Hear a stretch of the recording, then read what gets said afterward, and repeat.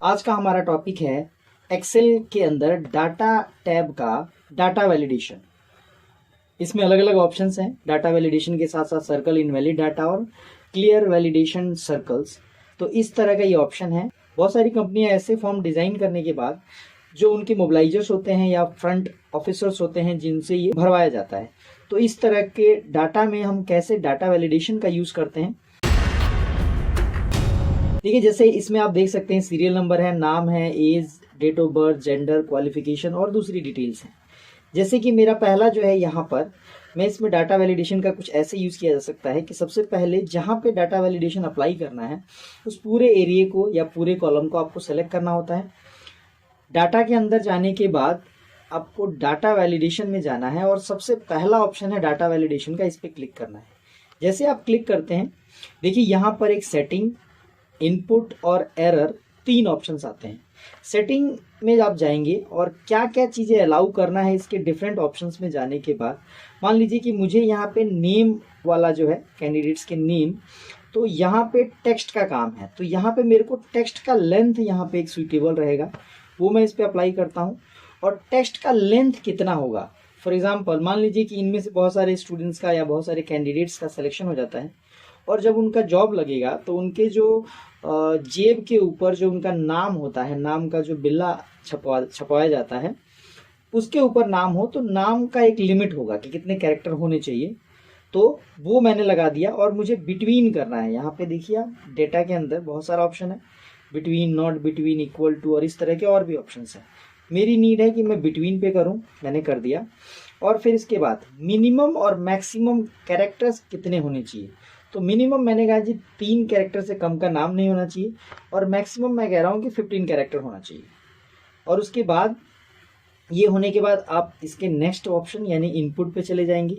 Input का मतलब होता है, इनपुट मैसेज का मतलब होता है कि जब कोई कैंडिडेट या जो फॉर्म फिल करने वाला जब यहाँ पे कर्सर क्लिक करेगा तो उसको एक मैसेज आएगा, एक इनपुट आएगा कि भाई यहाँ क्या भरना है। आप कह रहे हैं कि जो कैरेक्टर होगा, characters of name should be between 3 to 15 characters, तो वो आपने कह दिया। और उसके बाद आप, ये तो हो गया इनपुट वाला। फिर अगला जो ऑप्शन है एरर, बाई चांस कोई कैंडिडेट 3 कैरेक्टर से कम करता है या कोई कैंडिडेट 15 कैरेक्टर से ज़्यादा नाम लिखता है, लंबा नाम लिखता है, तो आप एरर दे रहे हैं कि please write first character of your first name and middle name. जैसे अगर किसी का नाम है आदित्य कुमार चौधरी और ये बड़ा कैरेक्टर, ज़्यादा कैरेक्टर्स हैं, तो आप कह सकते हैं AK चौधरी। इस तरह का आप इसको बोल रहे हैं कि फर्स्ट कैरेक्टर यानी फर्स्ट नेम का पहला कैरेक्टर और मिडल नेम का पहला कैरेक्टर बड़ा लिखा जाए। और इस तरह से आपने ये तीनों चीज़ें दे दी। सेटिंग्स में आपने दे दिया, इनपुट मैसेज आपने दे दिया, और अगर बाद में कोई एरर आता है तो उसका अलर्ट भी आपने मैसेज दे दिया। और उसके बाद आप ओके कर देंगे। मान लीजिए आपका कोई नाम है जिसमें आप कह रहे हैं दीपक कुमार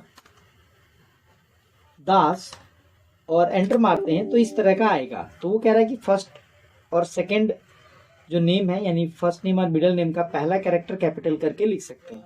तो आप रीट्राई करेंगे, यहाँ जाएंगे और यहाँ पर आप पहला कैरेक्टर आपने किया, डॉट ऐसे स्पेस दे दिया, आप यहाँ गए ऐसे स्पेस दे दिए, जब आप एंटर मारेंगे तो देखिए वो ले लेता है।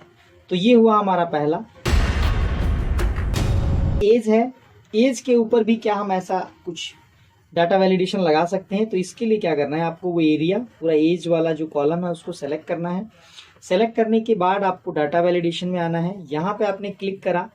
यहाँ पे सेटिंग्स में आने के बाद आपको क्या करना है कि आप अगर एज लिख रहे हैं तो आप फॉर एग्जांपल अग्निवीर के लिए 17 से 21 साल मान लीजिए आपने एक एज तय किया है, तो आप यहाँ जाएंगे और यहाँ जाने के बाद आप कहेंगे होल नंबर, कोई भी नंबर, बट वो कोई भी नंबर किसके किसके बीच में होना चाहिए, तो आप यहाँ बिटवीन कर देंगे, पहला वाला बिटवीन।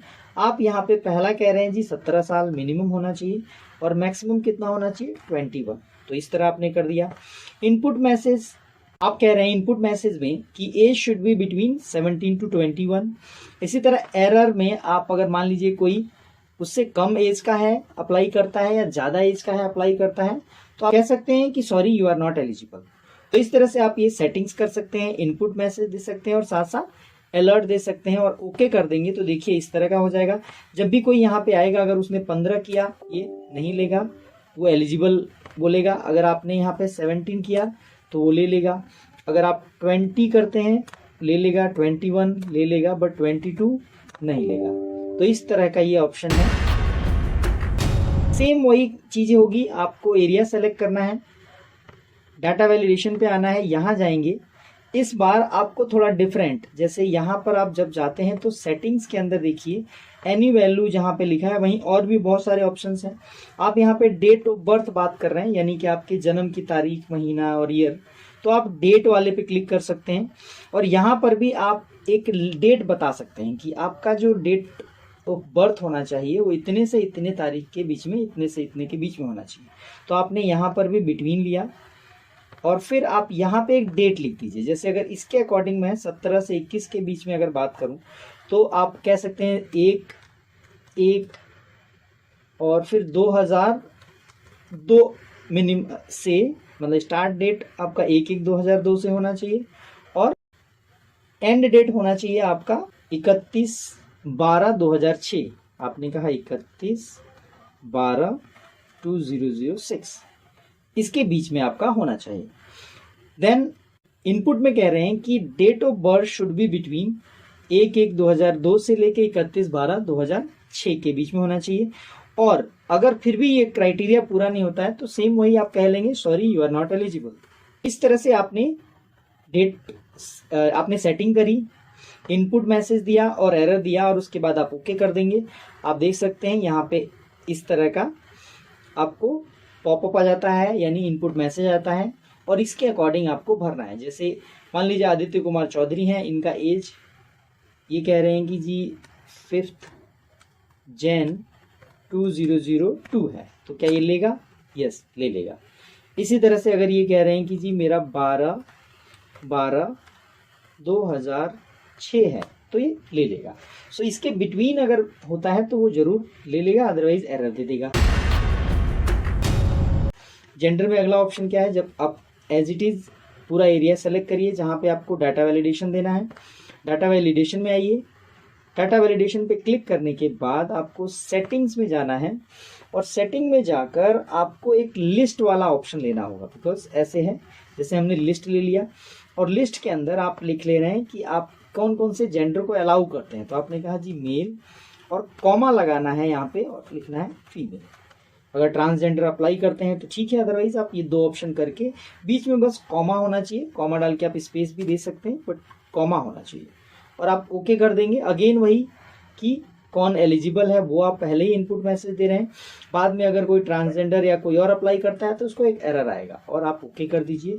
ये देख सकते हैं आप, यहाँ पे आपको एक ड्रॉप डाउन मिल जाएगा। जैसे आदर्श मेल है, ये कौन है, तो आप ऐसे ड्रॉप डाउन कर करके ये आप यहाँ से फील कर सकते हैं।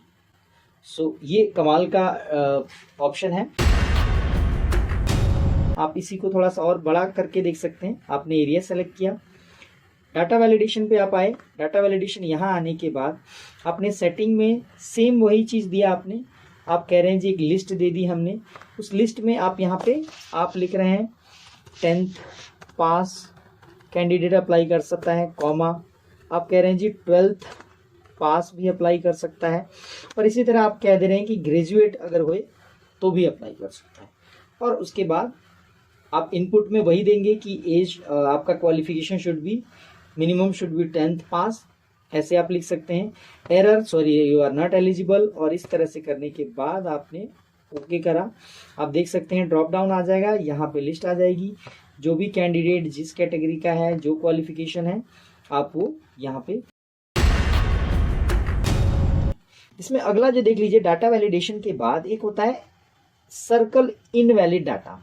तो जो भी आपने डाटा वैलिडेशन में जो भी रूल्स दे रखे हैं, जो भी इसमें आपने अप्लाई किया, उसके अलावा अगर कोई नंबर कहीं पे या उसके अलावा कोई चीज़ें इस पे अप्लाई हो जाती हैं तो क्लिक करेंगे, आप देखेंगे आपके डाटा के अंदर, आपके जो एरिया डाटा का एरिया है वहाँ पे कहीं कहीं भी अगर कोई गलती है या कोई इनवैलिड डाटा आ गया है तो उसको ये सर्कल कर लेगा।